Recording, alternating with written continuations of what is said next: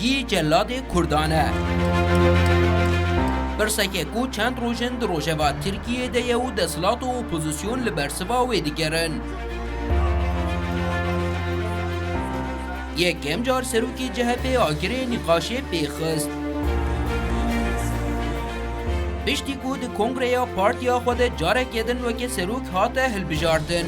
Di bersiva rexneyên li ser pêvajûyê û neşandina nûnerek xwe bû înraliyê de ji DEM Partîyê re got ku hêvî darim nebe nevîndarê wî celadê ku bi zorê ji destê wî rizgar bûne.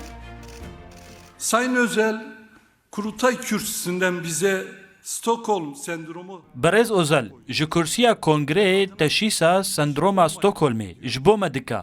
Dibêje, nebin evîndarê celadê xwe. Em jî dipirsin, dema ku em li parlamentoyê behsa yasaya aştiyê dikin û li gel her hevalekî xwe hewl didin. Aştiyê civakî bikin, hûn çima ji kursiyê gotinên ku gelekî biçûk dixin dibêjin Berez Özel.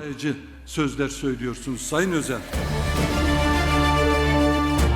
Serok Komarê Tirkiye jî roja çarşemê hat nav nîqaşê. Cumhurbaşkanımızı, Sayın Genel Başkanımızı Di civîna gruba partiya xwe de dosyaya tawanên berêya CHP'yên li dijî Kurdan vekir û bi wan rexne li serokê CHP girtin.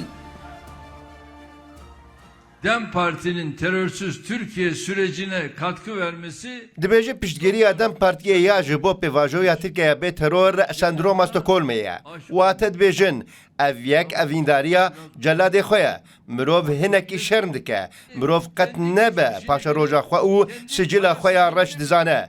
Divê mirov ji wî camerî bipirse mate di temenê xwe de qet dîroka CHP ya te jî lekeyên şermê nexwendiye dibi ku tu nizanibî bêka kî celad e û kî mexdûr e lê birayê min ê Kurd baş dizane ka celad kî ye? cellat olduğunu çok iyi bilir.